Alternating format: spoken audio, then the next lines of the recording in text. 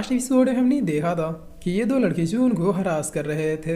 ये लड़के अब जून को अकेला पाके टच करने के लिए भी बढ़ने लगते हैं, मगर तभी यहाँ पे मूशेंग अपनी से टेक्निक का यूज करते हुए बहुत ही फास्टली आ जाता है और इससे पहले कि लड़के जून को टच भी करवा दे, मूशेंग सीधे आके इन दोनों को एक बहुत ही जोरदार पंच मार देता है, जिसकी वजह से ये दोनों ही लड़के पीछे की ओर जाते हुए बहुत ही जोरदार तरीके से गिरते हैं। तब मूशेंग जून से पूछता है क्या तुम ठीक हो, जिस पर जून भी यस कहती है।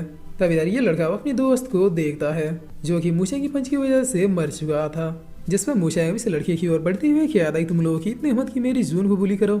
तब ये लड़का कहता है कि तूने मेरे भाई को मार दिया, अब देखना मेरे मास्टर तुम्हें कैसे कीड़े की तरह मसलते हैं। जिस पर मूशेंग कहता है कि अब कोई फर्क नहीं पड़ता, अगर इस मामले में तुम्हारे मास्टर भी पड़े तो मैं उन्हें भी नहीं बख्शूंगा। जिससे सुनिए ये लड़का अपने हाथ में अटैक को क्रिएट करने लगता है, मगर तभी मूशेंग इसके पास आके इसके हाथ को अपने पैरों से कुचल देता है और ऐसा करते ही मूशेंग अब एक और अटैक को क्रिएट करते हुए सीधे इसके मुंह पे मार देता है, जिसकी वजह से ये लड़का भी यहीं पे मारा जाता है। तब ऐसा होते ही मूशेंग फील करता है कोई बहुत ही पावरफुल पर्सन उसकी ओर आ रहा है, जिस पर अभी हम देखते हैं कि वही एल्डर जो यहाँ से गए थे वह बहुत ही गुस्से में मूशेंग की ओर बढ़ते हुए कह दी मास्टर मूशेंग तुम्हारी हिम्मत कैसे हुई मेरे डिसाइबल को मारने की।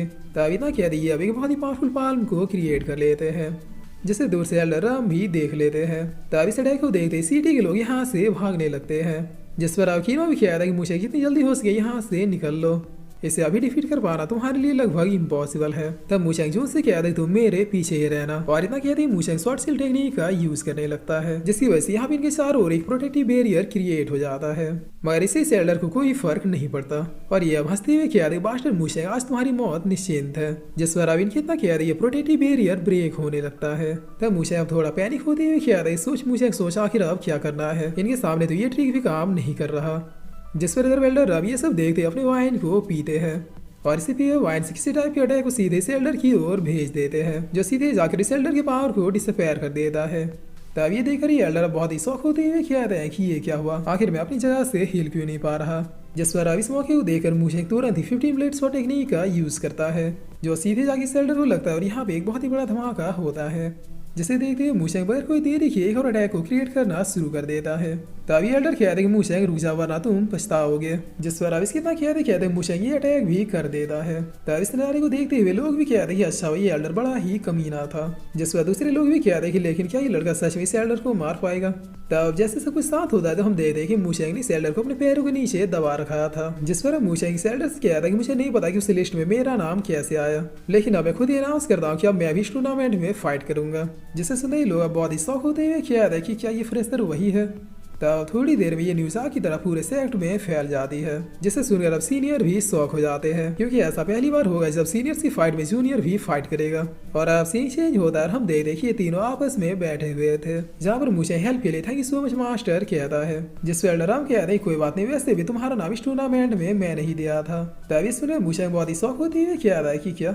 जिस पर जून भी पूछती है कि आपने ऐसा क्यों किया, इस टूर्नामेंट में दूर दूर से ना जाने कितने ही लोग फाइट करने आएंगे, आखिर उनकी बराबरी मूशेंग कैसे करेगा। तब एल्डराम कहता है कि तुम इसकी चिंता मत करो, मैं तुम्हारे लवर को कुछ भी नहीं होने दूंगा। जिससे सुनते ही जून बहुत ही शर्मा जाती है और फिर शर्म के मारे यहाँ से भागते हुए कहती है कि आप ये कैसी नॉनसेंस बातें कर रहे हैं। जिस पर आप जून की जाते ही मुझे पूछता है कि मास्टर बताइए आखिर प्लान क्या है, आपने ऐसा जरूर कुछ सोच के किया होगा। तब मास्टर चैन कहता है कि नहीं ऐसी कोई बात नहीं है, तो हम कितने पावरफुल हुए यही देखने के लिए मैंने तुम्हारा नाम इस टूर्नामेंट में दिया है। जिससे सुनते ही मुझे बहुत ही टेंशन में आते हुए कहता है कि लेकिन ये फाइट तो सीनियर्स की है, आखिर उस सबके बीच में मैं अकेला जूनियर कैसे टिकूंगा। तब एल्डराम कहता है कि ये तो तुम्हारी प्रॉब्लम है। जिसमें मुझे अब इनके करीब आते हैं कहता है प्लीज मास्टर मुझे कोई पावरफुल टेक्निक दीजिए ना, जिसकी हेल्प से मैं आसानी से इस टूर्नामेंट में फाइट कर सकूं। तब मास्टर राम कहता है ठीक है मैं तुम्हें एक टेक्निक सिखाऊंगा, लेकिन उससे पहले तुम्हें मेरा एक टेस्ट देना होगा। तब मुझे कहता है कि कैसा टेस्ट। जिस पर एल्डराम कहता है कि मेरे पास एक टेक्निक है जिसका नाम ड्रैगन फायर क्रेन है, अगर तुम इस टेक्निक को डिस्ट्रॉय कर देते हो या फिर डॉस कर लेते हो तो फिर तुम इस टेस्ट में पास हो जाओगे। तब मुझे कहता है ठीक है मैं रेडी हूँ। जिस पर एल्डर अब अपनी टेक्निक को क्रिएट कर देते हैं। तब ऐसा होती है मुझे अपनी जगह से डिसअपेयर होते इस अटैक से बचने लगता है। जिस पर कीनो कहता है गधे ये ड्रैगन फायर क्रेन है, इस टेक्निक के सामने अभी तुम्हारा कोई भी अटैक काम नहीं करेगा। तब कीनो कितना कहती है ड्रैगन अब मूशे के ऊपर अटैक करने के लिए बढ़ने लगता है, जिसे देखकर मूशे शैडो क्लोन टेक्निक का यूज करता है और इस ड्रैगन को चारों ओर से घेरने की कोशिश करने लगता है, लेकिन तभी पीछे से इस टेक्निक का क्रेन फॉर्मेशन भी आ जाता है, जिस पर मूशे इन्हें घेरने के चक्कर में खुद ही घिर जाता है। तब आखिरी वक्त में मूशे बगैर कोई देरी किए अपने 15 ब्लेड्स टेक्निक का यूज करता है, लेकिन इससे इन दोनों बीस्टों को कोई फर्क नहीं पड़ता। जिसे देखकर मूशे अब डिसअपेयर टेक्निक का यूज करते हुए यहाँ से भागने की कोशिश करने लगता है। मगर एल्डर राम अपनी पावर से यूज करते हुए मूशेंग को उसी प्लेस पे रोक देते हैं। तब ये दोनों फॉर्मेशन अब सीधे मूशेंग से आके टकरा जाते हैं, जिसकी वजह से एक बड़े धमाके के साथ मूशेंग अब सीधे आके जमीन से टकरा जाता है। जिस पर अब एल्डर राम हंसते हुए कहता है कि देखा तुम फेल हो गए। तब मूशेंग कहता है कि आपने चीटिंग की, जिस पर एल्डर राम कहता है कि everything fair in love and war, तो मेरे अटैक को डॉज नहीं कर पाए, तुम फेल हो गए। तब मूशेंग कहता है प्लीज मुझे एक चांस और दीजिए, मैं इस बार आपके अटैक को डॉज जरूर कर लूंगा। जिस पर एल्डर राम अब यहाँ से जाते हुए कहता है कि अगर तुम यही चाहते तो फिर यही सही। और इतना क्या एल्डर राम अब किसी टेक्निक क्रिएट करने के बजाय अपने टोकन को निकाल लेते हैं, जिसके बाद इस टोकन को मूशेंग को देते हुए कहता है कि ये लो, इसमें सब कुछ है। सब कुछ से मेरा मतलब इसमें वो सारी चीजें जिससे तुम आसानी से इस टूर्नामेंट को जीत लोगे। मगर ध्यान इसे प्रैक्टिस करने के लिए तुम्हारे पास बस एक दिन है, उसके बाद ये टोकन ऑटोमेटिक ही मेरे पास चला आएगा। तब मूशेंग कहता है कि नो प्रॉब्लम, मैं मैनेज कर लूंगा। जिस पर एल्डर राम कहता है कि वैसे भी इस टूर्नामेंट को स्टार्ट होने में बस 2 दिन है। तब मूशेंग कहता है क्या बस 2 दिन? और फिर मूशेंग चिल्लाते हुए कहता है कि आपने मुझे पहले क्यों नहीं बताया। तब सीन चेंज होता है और हमें 2 दिन बाद टूर्नामेंट का सीन दिखाया जाता है, जिसमें पार्टिसिपेट करने के लिए बहुत ही दूर दूर से बड़े बड़े सेक्टरों के लोग आए हुए थे। ये लोग अब एक दूसरे को चिढ़ाते हुए कहते हैं कि आज तो हम लोग सबका बाजा बजा देंगे। तब दूसरे सेक्टर वाले कहते हैं कि तुम लोग तो सिर्फ बजाओगे, हम लोग तो बाजा ही फाड़ देंगे। जिस पर तीसरे सेक्टर वाले बहुत ही सेविज रिप्लाई देते हुए कहते हैं कि हम लोग तो पहले से पता था तुम लोग नचनिया हो, इतने बड़े टूर्नामेंट में भी आके बस नाचने और बजाने की बातें कर रहे हो।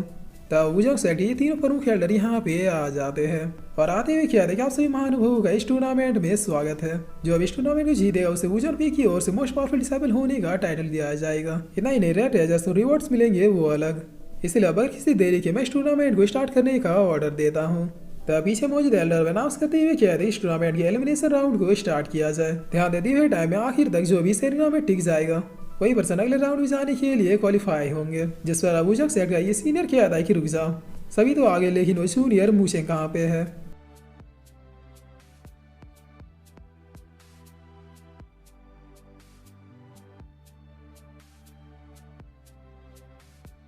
और फिर इसी के साथ ही एपिसोड यहीं पे खत्म होता है।